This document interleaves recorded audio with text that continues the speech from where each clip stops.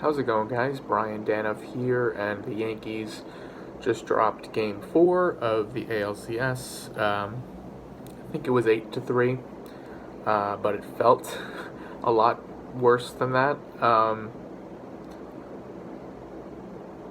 I saw a tweet somewhere, I think it was by Peter Abraham of the Boston Globe, who said, he's a baseball writer that I really respect and look up to, but he said something along the lines of, this loss might be brutal, but it's not as brutal as the 16-1 loss the Yankees had last year in the ALDS to the Red Sox. And I disagree with that. This is worse because it sucks to lose. It's worse to lose close games than blowouts. I mean, if your favorite team loses 10-0, I mean, you're numb to it, really. But it's when the team is kind of in a game and has chances to score and change the direction of the game, and they don't. That's when it hurts. That's when it sticks with you, and that's what gives you that feeling in your gut where you're just disgusted. It's interesting because I'm torn between who I should be blaming and who I should be feeling, angry at. Most people, and I understand why, will blame the lineup, and that is very fair. And usually in these postseason series, when a team struggles, there's someone that you can look to and give credit to and praise. There's no one. Not even Gleyber Torres, not even Aaron Judge, not even DJ LeMahieu. No one in this lineup is getting the job done. They're getting on base. But they're not bringing the runs home. Zach Greinke had 3 walks in the bottom of the first inning this game. Loaded the bases with 2 outs, and the Yankees scored 1 run. It's good that they scored that run, but they should have scored more. And they had a couple other chances in the next couple innings to, add some more runs to their lead. But soon after that, Masahiro Tanaka gave up a 3-run home run to George Springer. Then Carlos Correa hit a 3-run home run, and it was 6-1. And then Gary Sanchez hit a home run, so it was 6-3. And the Astros scored a couple more times towards the end. So again, it's a total lineup failure for sure. They should have hit Zach Greinke more than they did tonight, and they should have hit the Astros bullpen more than they did.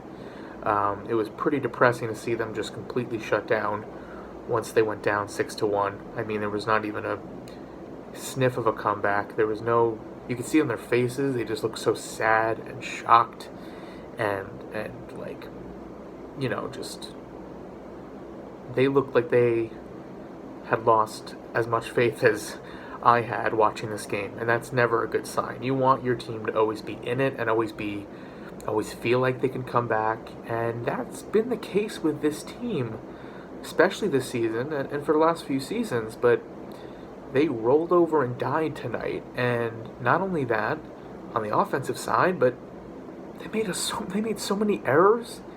And in the grand scheme of things, they didn't really matter that much because they were already losing. But like the end of the game, they were just like not even, just so not focused, just so out of it, so blasé. And it's just interesting because you have that, and at the same time all this is going on, Joe Girardi's interviewing for managing jobs and is a hot commodity, and everyone wants him to manage their team. And you just think, like, was Joe Girardi the problem? It definitely doesn't look like he was.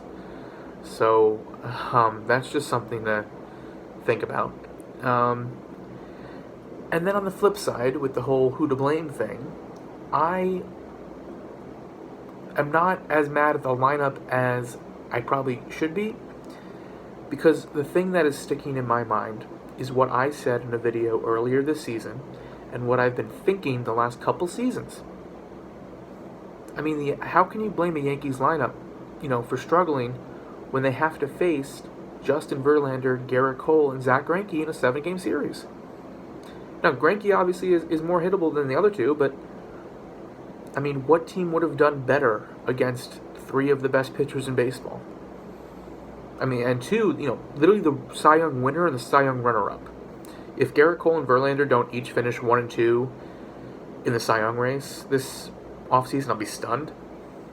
So they faced the 2 best pitchers in the American League and another really good pitcher back-to-back-to-back games. What lineup is gonna have a lot of success against them? Who? What lineup? Please tell me what team would have hit Justin Verlander and Garrett Cole better than the Yankees did. And again, they shouldn't have had to face all 3 of them, because one of them should have been on the Yankees. Or the Yankees should have had someone else to go toe-to-toe with them than Masahiro Tanaka, than James Paxton. They're good pitchers, but they're not Justin Verlander or Garrett Cole. And the Yankees clutched their pearls and held on to their prospects, and were also weary of going over the luxury tax, so they never acquired that ace pitcher. And I think it's a noble effort, and clearly the game is changing. And yes, the Yankees have had a lot of success with analytics and bullpenning and not getting as much length from their starters, but using their bullpen effectively. That works in the regular season, but in the postseason, it's still a tried and true method. You need aces to win. Why are the Washington Nationals in the World Series right now?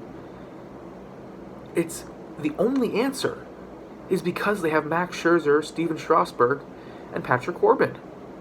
And Hannibal Sanchez to a lesser extent, obviously. Obviously no one saw that coming, but... So the Yankees, again, for the 3rd straight season, and yes, they acquired Paxton over the offseason, but no one was ever putting Paxton in that top 5, top 10, top 15 category when it comes to starting pitchers. And the Yankees didn't, they didn't get Verlander, they didn't get Cole, they didn't get Chris Sale, they didn't sign Max Scherzer when they could have, they didn't sign Zach Greinke when he became a free agent a couple of years ago. I mean, and again, they didn't make a move at the deadline, but there wasn't much available, I'll give them that.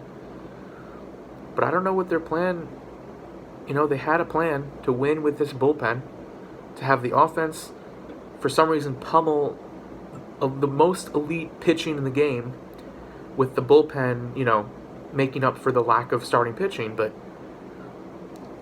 yes, today's game is different, but in the postseason, it's very familiar. You need to win with good starting pitching. That's what takes you far in the postseason. And the Yankees don't have that. They don't. So, and I know they haven't pitched poorly. They haven't pitched terribly. They've done better than I expected.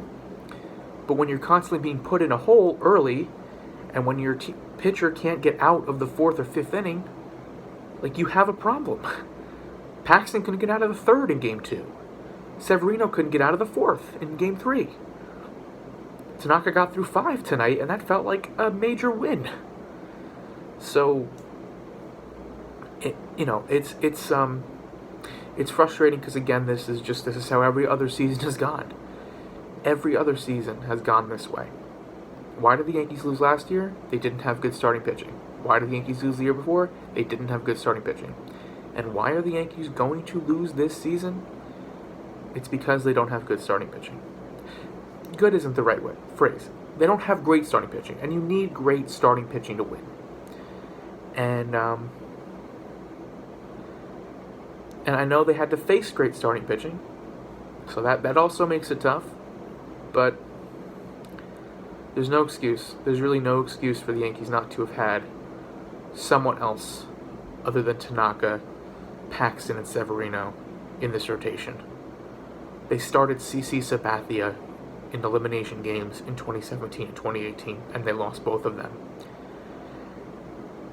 And I don't know who they're going to start tomorrow. I guess James Paxton, but obviously things can change. It's baseball. Teams have come back from 3-1. It's not 3-0. We did win game 1 somehow. That feels like a century ago. But this team looks so dead and so done, and they just can't get anything going. And if they couldn't get anything going tonight against Zach Greinke and a couple different Astros relievers, are they going to get anything done against Justin Verlander tomorrow? It's hard to believe that they will.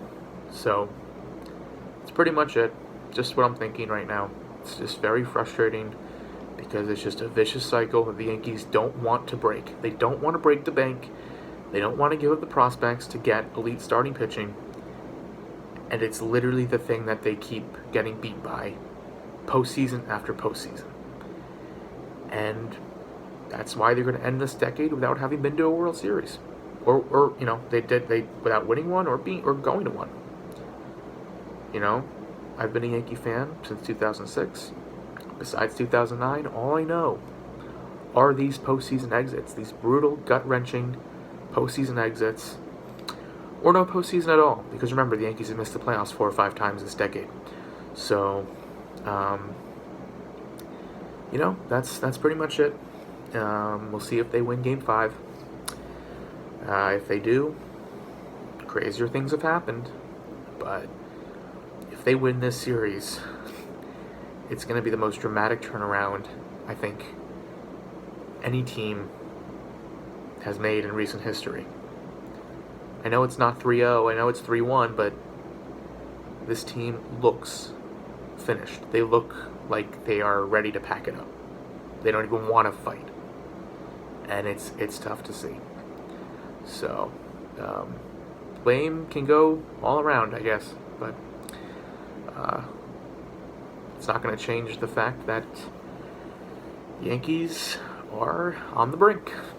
Once again, closing out a very disappointing decade.